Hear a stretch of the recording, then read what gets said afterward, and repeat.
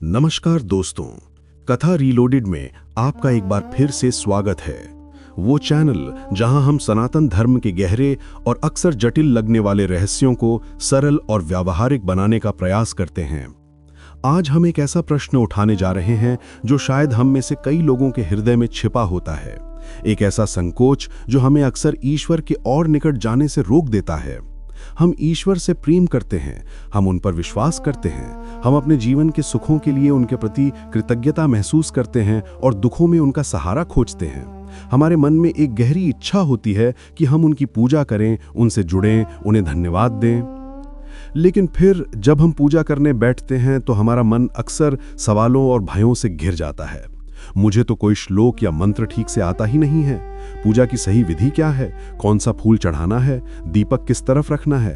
कहीं मुझसे कोई गलती हो गई तो? कहीं कोई दोष तो नहीं लग जाएगा? पंडितों द्वारा किए जाने वाले जटिल कर्म कांड, संस्कृत के कठिन मंत्र और पूजा पाठ की लंबी चौड़ी नियम पुस्तिका देखकर एक साधारण व्यक्ति अक्सर यही सोचने लगता है कि शायद ये मेरे बस की बात नहीं है। उसे लगने लगता है कि ईश्वर से जुड़ने का मार्ग बहुत ही जटिल और तकनीकी है, जिसके लिए एक विशेष विशेषज्ञता की आवश्यकता है। और इसी भय और संकोच के कारण कई लोग या तो पूजा करना ही छोड़ देते हैं या फिर उसे एक डरी हुई यांत्रिक क्रिया के रूप में बिना किसी भाव के बस निपटा देते हैं। तो फिर इसका समाधान क्या है? अगर हमें श्लोक नहीं आते, अगर हमें विधि विधान से पूजा करना नहीं आता, तो हम किस तरह अपनी पूजा करें कि वो दोष रहित हो, सरल हो और जिसे हर कोई कहीं भी कभी भी कर सके? कथा रीलोडेड की इस सबसे सरल और हृदय को खोलने वाली यात्रा में हम पूजा के बाहरी कर्मकांडों से परे जाकर उसकी आत्मा को, उसके सार को खोजने का प्रयास करेंगे। हम जानेंगे कि हमारे शास्त्रों और संतों ने उस सरलतम मार्ग के बारे में क्या कहा है, जिसे कोई भी अपना सकता है। इस विस्तृत विश्लेषण में हम भगवान श्री कृष्ण के उस परम वचन को फिर से याद करेंगे, जिसमें वो ये कहते हैं कि उन्हें हमसे क्या चाहिए। हम शबरी के जूठे बेरों, विदुर के साग और द्रौपदी की एक पत्ती की उन अद्भुत कथाओं में उतरेंगे, जो ये सिद्ध करती हैं कि ईश्वर को आपके चढ़ावे की नहीं, आपके भाव की भूख है। हम पूजा के 5 सबसे सरल लेकिन सबसे शक्तिशाली सिद्धांतों को समझेंगे, जिन्हें आप आज से, अभी से अपने जीवन में अपना सकते हैं। और अंत में हम ये स्थापित करेंगे कि सबसे बड़ी पूजा कोई बाहरी क्रिया नहीं, बल्कि एक आंतरिक अवस्था है। ये यात्रा आपको सभी भयों और अपराध बोध से मुक्त कर देगी। यह आपको सिखाएगी कि ईश्वर से बात करने के लिए आपको किसी मध्यस्थ या किसी विशेष भाषा की आवश्यकता नहीं है। आपकी अपनी भाषा, आपके अपने सरल शब्द और आपका अपना सच्चा हृदय ईश्वर तक पहुंचने का सबसे सीधा और सबसे निश्चित मार्ग है। चलिए भक्ति के सबसे सरल और सबसे सुंदर रूप को फिर से खोजते हैं। इस महान प्रश्न का उत्तर खोजने की शुरुआत होती है एक बहुत ही मौलिक सत्य को समझने से, एक ऐसे विचार से जो सनातन धर्म के हृदय में धड़कता है। और वो विचार है, ईश्वर सर्वपूर्ण और सर्वसंपन्न है। सोचिए, जिसने उस पूरे ब्रह्मांड की रचना की है, जिसके पास अनगिनत आकाश गंगाएं, सूर्य और चंद्रमा हैं, उसे आपके एक नारियल, कुछ फूलों या कुछ रुपयों की क्या आवश्यकता हो सकती है? जिसने स्वयं आपको ये जीवन, ये शरीर और ये सांसें दी हैं, उसे आपसे क्या चाहिए हो सकता है? ये एक बहुत ही तार्किक और गहरा बिंदु है। यदि हम ये मान लें कि ईश्वर को हमारी भौतिक वस्तुओं की आवश्यकता है, तो हम अनजाने में ही ईश्वर को एक अपूर्ण या जरूरतमंद सत्ता बना देते हैं। तो फिर हम ये सब चढ़ावा, ये सब पूजा पाठ क्यों करते हैं? इसका उत्तर ये है कि ये सब ईश्वर के लिए नहीं, ये हमारे अपने लिए है। पूजा एक ऐसी प्रक्रिया है जिसे हमारे ऋषियों ने हमारे अपने मनोवैज्ञानिक और आध्यात्मिक विकास के लिए डिजाइन किया है। जब हम ईश्वर को एक फूल अर्पित करते हैं, तो ईश्वर को उस फूल की आवश्यकता नहीं है। उस फूल को अर्पित करने की क्रिया से हमारे अपने भीतर समर्पण और कृतज्ञता का फूल खिलता है। जब हम दीपक जलाते हैं, तो ईश्वर को उस प्रकाश की आवश्यकता नहीं है। उस दीपक को जलाने से हमारे अपने भीतर ज्ञान और जागरूकता का प्रकाश जलता है।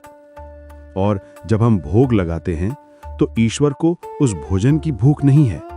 उस भोजन को अर्पित करने से हमारे भीतर अहंकार का विसर्जन होता है और कृतज्ञता का भाव पोषित होता है।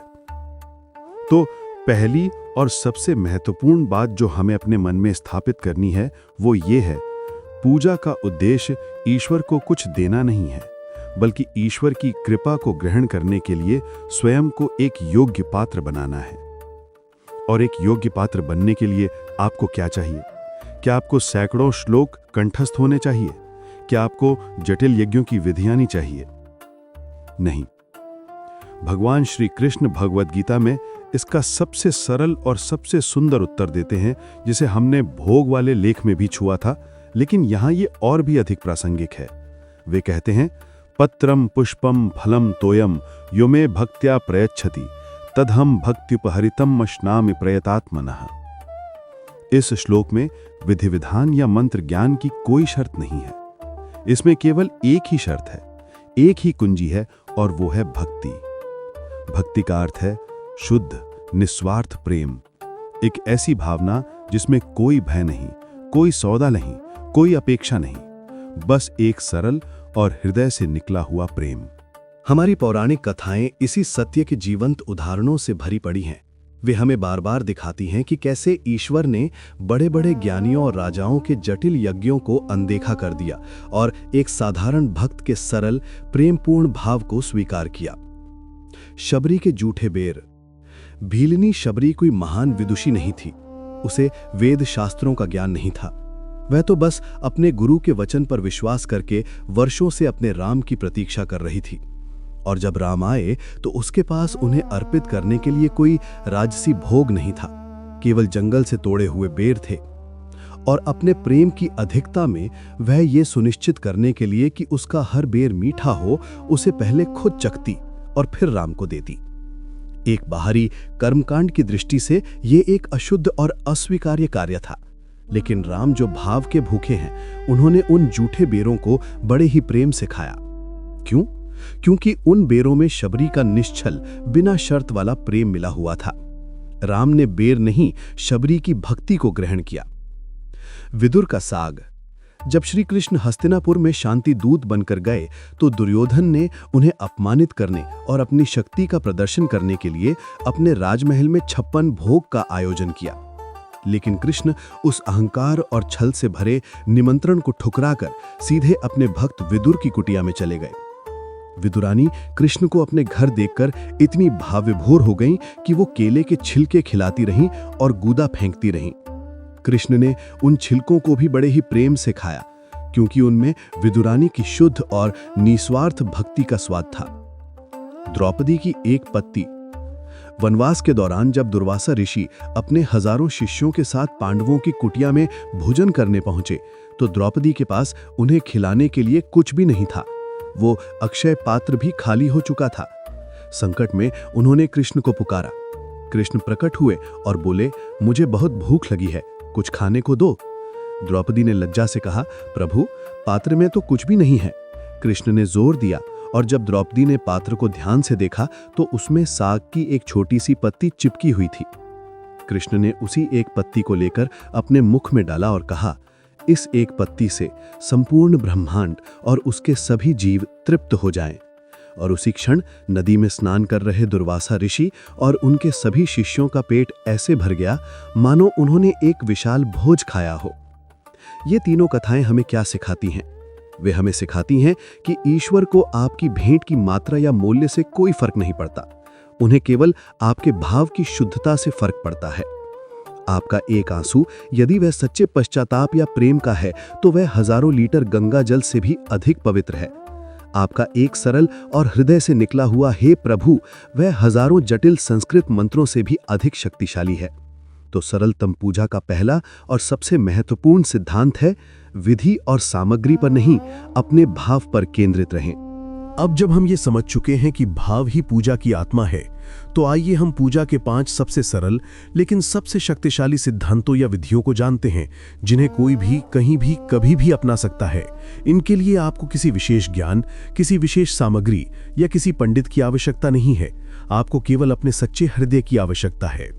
पहला सिद्धांत, स्मरण और कृतज्ञता, यानी रिमेम्बरेंस एंड ग्रैटिट्यूड। ये सबसे सरल और सबसे शक्तिशाली पूजा है।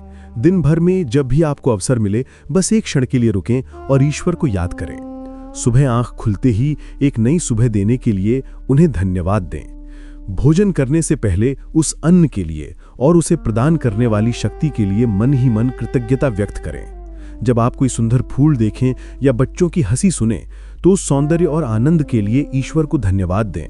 रात को सोने से पहले दिन भर मिली सभी अच्छी चीजों के लिए और यहाँ तक कि चुनौतियों के लिए भी जो हमें मजबूत बनाती हैं, उनके प्रति कृतज्ञता का भाव लाएं।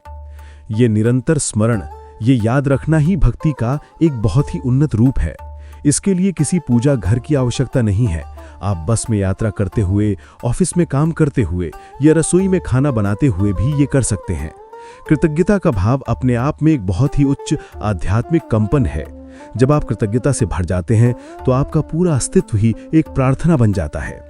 दूसरा सिद्धांत, नाम जप यानी चैंटिंग द नेम। यदि आपको लंबे लंबे मंत्र या स्तोत्र नहीं आते तो कोई बात नहीं। हमारे संतों ने हमें सबसे सरल और सबसे शक्तिशाली मंत्र दिया है, भगवान का नाम। आप जिसे भी अपना इष्ट मानते हैं, राम, कृष्ण, शिव, दुर्गा, गणेश, बस उनके नाम को प्रेम और श्रद्धा के साथ दोहराएं। आप इसे अपनी सांसों के साथ जोड़ सकते हैं, आती सांस के साथ राम, जाती सांस के साथ राम। आप इसे चलते फिरते अपने मन में दोहरा सकते हैं या आप कुछ मिनटों के लिए शांत बैठकर एक माला लेकर पूरी एकाग्रता के साथ इसका जाप कर सकते हैं। कलयुग में नाम जप को भवसागर से पार उतरने का सबसे सरल और सबसे प्रभावी साधन बताया गया है। कलयुग केवल नाम आधारा। नाम में वो शक्ति है कि वो आपके मन को शांत करता है, आपके ऊर्जा क्षेत्र को शुद्ध करता है और आपको सीधे उस दिव्य शक्ति से जोड़ता है जिसका वो नाम है। इसके लिए किसी विशेष विधि विधान की आवश्यकता नहीं है। आवश्यकता है केवल पुकारने वाले के हृदय में पुकार की। तीसरा सिद्धांत, निस्वार्थ सेवा यानी सेल्फलेस सर्विस। यदि आप मूर्ति पूजा या ध्यान में मन नहीं लगा पाते तो ईश्वर से जुड़ने का एक और बहुत ही शक्तिशाली मार्ग है उसकी सृष्टि की सेवा करना। स्वामी विवेकानंद ने कहा था कि जीव ही शिव है। हर जीव में, हर प्राणी में उसी ईश्वर का वास है। किसी भूखे को भोजन करा देना यह साक्षात ईश्वर को भोग लगाने जैसा है। किसी प्यासे को पानी पिला देना यह शिवलिंग पर जलाभिषेक करने जैसा है। किसी दुखी या अकेले व्यक्ति के साथ कुछ पल बैठकर प्रेम से उसकी बात सुन लेना यह किसी भी मंदिर में की गई प्रार्थना से कम नहीं है। अपने माता पिता की सेवा करना, अपने परिवार की देखभाल करना और अपने कार्य को पूरी ईमानदारी और निष्ठा से करना, यह भी पूजा का ही एक रूप है जिसे कर्म योग कहते हैं। जब आप बिना किसी अपेक्षा के, बिना किसी दिखावे के, केवल प्रेम और करुणा के भाव से किसी की मदद करते हैं तो आप ईश्वर की ही पूजा कर रहे होते हैं। ये एक ऐसी पूजा है जिसे करने के लिए आपको किसी मंदिर जाने की आवश्यकता नहीं। पूरा संसार ही आपका मंदिर बन जाता है। चौथा सिद्धांत, मौन और आत्मचिंतन यानी साइलेंस एंड इंट्रोस्पेक्शन। पूजा का एक और बहुत ही गहरा रूप है मौन। दिन भर में केवल 10 या 15 मिनट के लिए हर चीज से दूर होकर बस शांत बैठ जाएं। किसी भी मंत्र का जाप करने की आवश्यकता नहीं है, किसी भी देवता का ध्यान करने की आवश्यकता नहीं है। बस अपनी आती जाती सांसों को देखें, अपने विचारों को एक दर्शक की तरह देखें बिना उनसे उलझे। ये आंतरिक शांति, ये अपने साथ बैठना ही उपवास का वास्तविक अर्थ है। इस मौन में आप ईश्वर को बाहर नहीं खोज रहे होते, आप अपने ही भीतर स्थित ईश्वर के अंश यानी अपनी आत्मा से जुड़ रहे होते हैं। इस मौन के दौरान आप आत्मचिंतन भी कर सकते हैं। अपने आप से कुछ गहरे सवाल पूछें कि आज मैंने क्या अच्छा किया, क्या मुझसे कोई गलती हुई, मेरे जीवन का उद्देश्य क्या है। ये आत्मसंवाद आपको एक बेहतर और अधिक जागरूक इंसान बनाने में मदद करता है। ये एक ऐसी पूजा है जिसमें कोई बाहरी सामग्री नहीं लगती, केवल आपका समय और आपकी ईमानदारी लगती है। पांचवा और अंतिम सिद्धांत, प्रकृति से जुड़ाव यानी कनेक्टिंग विद नेचर। यदि आपको किसी मूर्ति या किसी विशेष रूप से जुड़ने में कठिनाई होती है तो प्रकृति से जुड़ें। प्रकृति ईश्वर की सबसे भव्य और सबसे प्रत्यक्ष अभिव्यक्ति है। सुबह उगते हुए सूर्य को देखें और उसकी ऊर्जा और प्रकाश के लिए कृतज्ञता व्यक्त करें। सूर्य देव की यह सबसे सरल और सबसे शक्तिशाली पूजा है। एक विशाल और पुराने वृक्ष के नीचे कुछ देर शांत बैठें और उसकी स्थिरता और धैर्य को महसूस करें। बहती हुई नदी को देखें और उससे जीवन में प्रवाहमान रहने का सबक सीखें। रात में तारों भरे आकाश को देखें और उस ब्रह्मांड की विशालता के सामने अपने अहंकार को विलीन हो जाने दें। जब आप प्रकृति के साथ एक गहरा प्रेमपूर्ण संबंध स्थापित करते हैं तो आप वास्तव में सृष्टिकर्ता के साथ ही संबंध स्थापित कर रहे होते हैं। ये हैं पूजा के 5 सबसे सरल लेकिन सबसे गहरे सिद्धांत: कृतज्ञता, नाम जप, सेवा, मौन और प्रकृति प्रेम। आप इनमें से कोई एक चुनें या सभी को अपने जीवन में शामिल करें। ये ऐसी पूजाएं हैं जिनमें कभी कोई दोष नहीं लग सकता, क्योंकि इनकी नींव प्रेम और सच्चाई पर रखी है। तो इस पूरी यात्रा के बाद हम अपने मूल प्रश्न पर लौटते हैं। अगर हमें श्लोक या विधि विधान नहीं आते तो हम पूजा कैसे करें? इसका अंतिम और स्पष्ट उत्तर यह है कि आपको चिंता करने की कोई आवश्यकता नहीं है। पूजा का संबंध आपके ज्ञान या आपकी योग्यता से नहीं, आपके हृदय से है।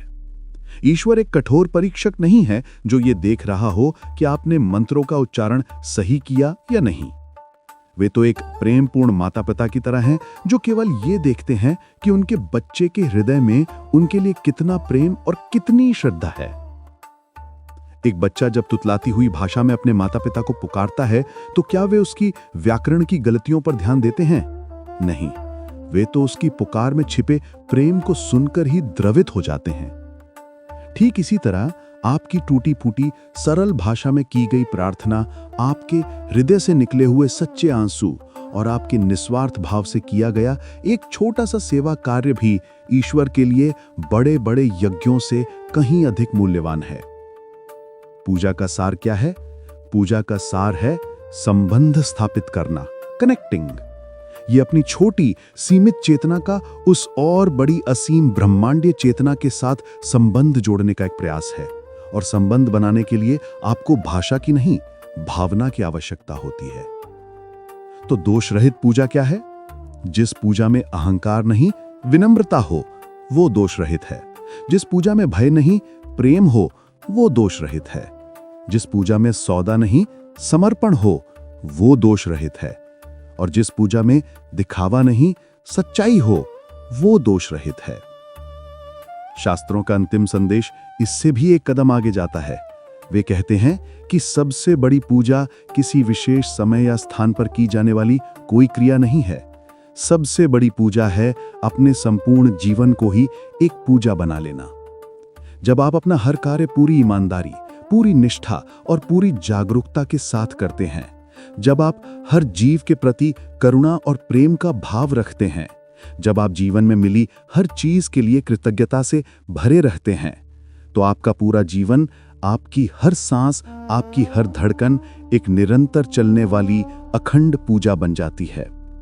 तब आपको पूजा करने के लिए किसी विशेष समय की आवश्यकता नहीं रहती, क्योंकि आप 24 घंटे पूजा में ही जी रहे होते हैं। तो जटिल नियमों और कर्मकांडों के भय से खुद को ईश्वर से दूर मत कीजिए।